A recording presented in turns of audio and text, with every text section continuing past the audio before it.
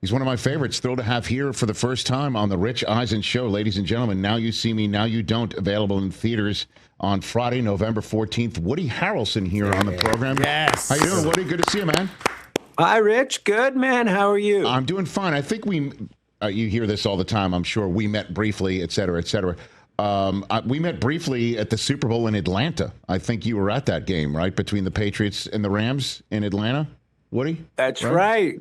Yeah, I've only been to the one. That's so, it? Yeah. Because I was going to ask you if you had a rooting interest in the National Football League at all, or you just interested, hey, I'm in Atlanta, I can go to the Super Bowl, let's go. Well, because at the time I was living in Lebanon, Ohio, I formed an attachment to the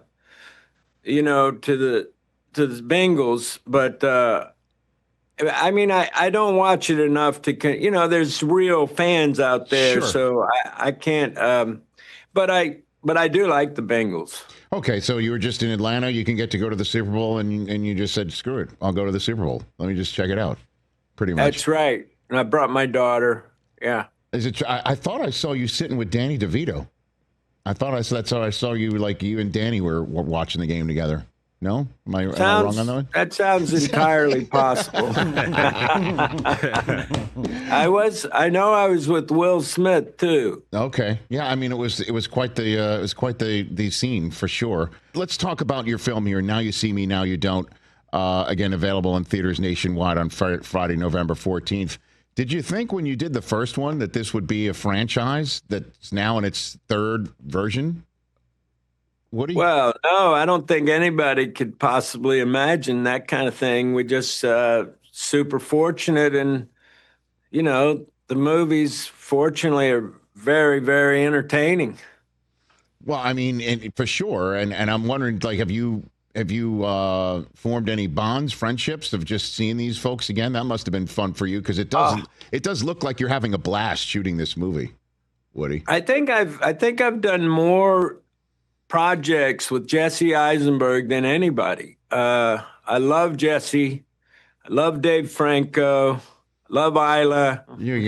Morgan Freeman. Yeah. Fantastic. It's just like I got to say, it's a great group of people, and luckily, my buddy Ruben Fleischer, who I met originally when we did Zombieland, and then he did Venom, and we've worked on several things together, and I just feel so fortunate that he came on to do the third one, because you can get lucky with the first one and maybe the second one, but then like by the third one, who knows if you're going to have a good movie. So I felt blessed to have him, and I think he made a wonderful film. Really very entertaining. It's coming up again. Now You See Me, Now You Don't. Back for you to enjoy in theaters nationwide next week on Friday, November 14th. Woody Harrelson here on the Rich Eisen Show. Woody, we with somebody like yourself with so many credits, TV and movies, we have a segment on this show called Celebrity True or False, where we ask you about certain things that are on the internet about how you got these movies or anything that happened on the set to see if they're true or false. So I'm wondering if you wouldn't mind indulging us right here on the program.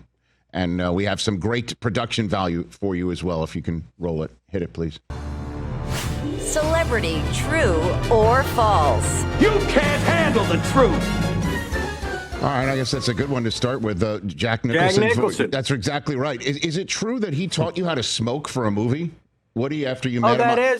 That's true? very true. Okay. Yeah, for Rampart. Okay. And you met him. He was telling me all the times you would smoke and how to smoke, like how to do it, like the way you hold it and everything. And I started, because I don't smoke anything legal, so I just started smoking joints, as if they were cigarettes. Yeah. And so I got to where it looked more and more like I actually smoked, which my character did in Rampart. So Jack, Jack helped me a lot on that.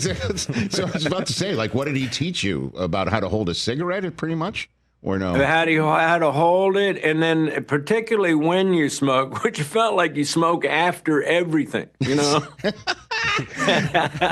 mean, well, you got to smoke after you eat. You got to, like he had all these times that you would smoke, and the way that you would hold it in your mouth if you were keeping it in your mouth. I don't know. He was very helpful. And Yeah. you met him on anger management, I imagine. Is that where you met Jack? No. I met him many years before that, Okay. and had a lot of, it was just from knowing him and, well, Adam Sandler as well, that they asked me to do that very fun cameo.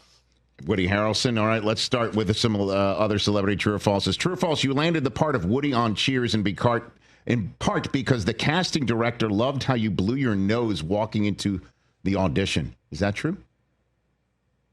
Well, in fairness, it is true, Rich. I was, Laurie Openden was the casting person at the time for NBC, and I came in very late in the process. In fact, they'd already kind of settled on someone, but they're just in case, we'll see some stragglers. So I came in, and what had happened was I was away from this play, Biloxi Blues. I was doing this movie called Wildcats with Goldie Hawn, and so that put me in L.A. We mostly shot in Chicago, finished in L.A., so I'm in L.A. A friend mentions this show to me, a friend I'd gone to college with, Leo Jeter, and he says to me, "Hey, I just auditioned for this show, Cheers, and I think you should audition for it. The part's called Woody." And I'm like, well, and from Indiana, which is where we'd gone to college. So I'm like, okay, well, I'm not really wanting to do television. Well, anyway, so I go in and I meet her, and they had just fired the two guys I was understudying. So I was going back to do Broadway, which was my dream. So see, the problem with auditions is you're just too scared and too desperate. Actors generally get like this. It's hard to circumvent. But anyway, in this case, I'm going to do Broadway. That's my dream. I don't care. If I get it, okay, great. If not, so I go in and audition, and of course I did pretty good. And Laurie Openden's like, can you come with me? And yeah, sure. So I'm following her, and it seemed kind of labyrinthian. We kind of seemed to be going through this door and down this hallway. And so I didn't know that we were walking into the room with all the creators of Cheers and, wow, all the writers and everything. And so as we're walking through the door, my nose was and I just honked as I'm going in the room, and the whole place burst out laughing. It was the room with everybody, and Jimmy Burrows told me later, "You had the part right then." Wow. Okay. You got a good George Wendt story then, Woody? You got a good one about him with Norm or anything like that?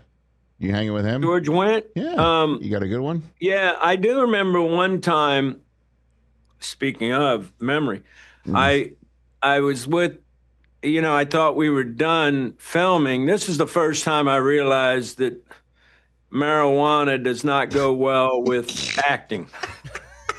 And I thought we were wrapped. I went upstairs, and me and G are smoking a joint, and then I hear over the intercom, "Woody, come down for your monologue in scene C." And I'm like, I go down, and what would have taken one time, easy. Yeah. 1, 2, 3. Jimmy Burrows, "Woody, are you okay?" "Yeah, fine, Jim. Yeah, let's just do another." And so yeah, we had to do like probably 10 takes before I got it. It's because it turns into paranoia, what normally might be euphoria. Yes, sir. I got you. Woody Harrelson here on Celebrity True or False. All right. Oh, there you go. You got the part. There you go. See, we just saw it in person. Next up, on the set of White Men Can't Jump, true or false, you bragged about your basketball playing to one of the coaches on the set who challenged you to a game of one-on-one, and that coach turned out to be Bob Lanier. Is that true? Turned out to be Bob Lanier? Well, he was one of the guys coaching us, but I don't remember if I've played one-on-one with him. Well, I would imagine you'd remember that pretty much. Well, I probably did. I mean, any chance I got, I was constantly challenging people and trying to, and but I can't imagine I did well. Okay, so then let me ask you this one. Also on White Men Can't Jump, true or false, you bet Wesley Snipes you could dunk and had the rim lowered without Snipes knowing to win the bet. Is that true or false, Woody Harrelson? That's partially true. Okay. The rim was already at 9.5 feet. The problem was even at 9.5, Yes. I couldn't stuff it. And then the lady who was doing the boom opera, she says to me, "Hey, why don't you stretch?" And Wes had gone to his trailer, right? And by the way, we had been betting small sums, Yes. and I kept not being able to stuff it. And so he went to his trailer, and she says, "Stretch." And I started stretching. And then I picked up the ball, stuffed it first time. And I'm like, oh, my God. He comes back, and he's still kind of smug in the certain knowledge that I have no chance to stuff it. And so we bet a little bit, and I miss. And then I'm like, you know what? I know I can do this. I'll bet you $1,000. And he goes, oh, yeah, and shakes my hand. And then I went up, boom, stuffed it. And to my dying days, I will remember the look on his face. Like he just couldn't believe it. And it was very satisfying. Oh, my God. I love that story, man. So you collected, obviously. Woody. Of course. Okay. Just make sure.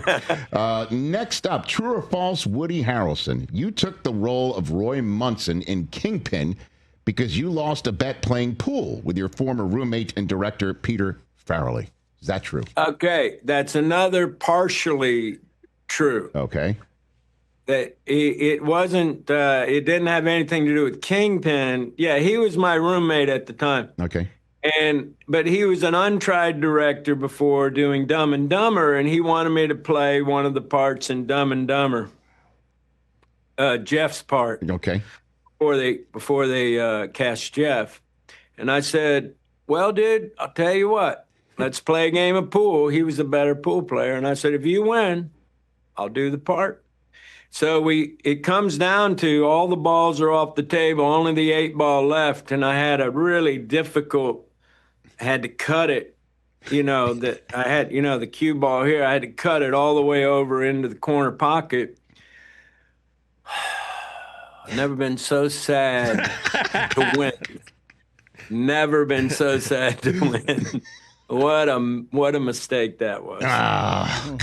But anyway, it turned out great, and I don't think I could have done as well as Jeff, by the way. Well, listen, but you took the role in Kingpin, which is my favorite Farrelly Brothers movie. I mean, thank you. Oh, it's a fact. It's an absolute fact. And the final scenes with Bill Murray, with Big Earn McCracken, with him with his his fake weave, is just laugh out his comb over, is his laugh out loud funny. Is it true he ad-libbed the entire final scene there at the bowl off in Reno, or no? Woody? Well, there was a great deal of improvising throughout, and but about that comb over, I did this comb over about the time I had hair, yes, and I did a comb over, and I thought, oh, this is so funny, it's so cool, and then he comes in and does the big swirl, big, amazing, And I'm like, why didn't I think of that? But Bill Murray, yeah. Oh, yeah. But he's very dedicated and studious in terms of everything he does. Mm-hmm. And so, like, we'd do a take, and then he'd be sitting down, and he'd have a little pad, and he'd be writing little ideas. And then when we'd go, he'd have all these things that he'd stored up, and just, what was the most difficult part of that was how much the others of us who were in the scene were laughing, which of course spoils the take, but we couldn't stop laughing at the stuff he was doing. He's so funny, man. I love that movie. I can't tell you enough. Last one for you. Thank you. Oh, please, Woody. I love it too. We're just.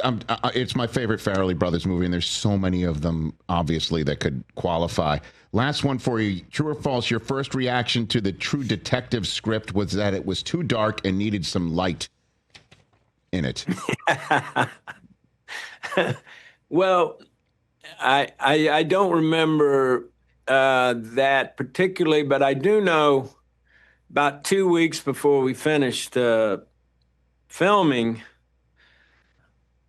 I'm with Matthew, and we're doing all the heavy stuff that comes in the 8th episode toward the end, really dark stuff. And I just had a realization, and I turned to Matthew and I said, dude, do you realize we're doing horror? Yeah. And he was like, yeah, I think you're right. Yeah, because it is really, really dark, to say the least. Is it possible you could do that again one more time with Matthew? Well, I don't see any upside to it.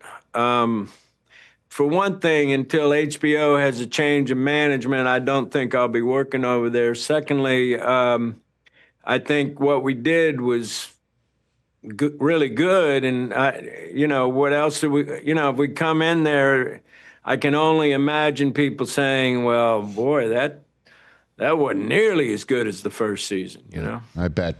In the minute I have left with you, Woody, do you have a good Robert Redford story from Indecent Proposal way back in the day? May he rest in peace. Well, I have a great deal of love and fondness for Redford, and I know his daughter, Amy, and I think one of the things that just speaks to what an extraordinary guy this was is there was a bill going before Congress to basically open up 6 million acres of wilderness in Montana to the various extractive industries, as the government's prone to do since they're businessmen working for bigger businessmen. And so I was trying to fight this, and it's no small deal to have Robert Redford make a phone call. And when he'd call these senators and congressmen, it was a much different thing than if I called them. And he did. He would make call after call. I'd go to his trailer, dude, can you call this guy? Yeah. And he would do it. And he was just such a dedicated environmentalist, such an extraordinary man. Woody, thanks for the time, man. Like I told you at the beginning, I'm a big fan, and it's great to see you back in this role again. And Now You See Me, Now You Don't, available in theaters nationwide Friday, November 14th. And I'd love to have you here in person if you're ever in Los Angeles, or just meet you, shake your hand. Appreciate it. Thanks, Rich. I'll take you up on that. I appreciate you saying that. Woody Harrelson right here on the Rich Pleasure, Eisen brother. Show. Right back at you. Hey, you made it all the way to the end. Thanks for that. Check us out every single day streaming live on Disney Plus and the ESPN app 12 to 3 Eastern.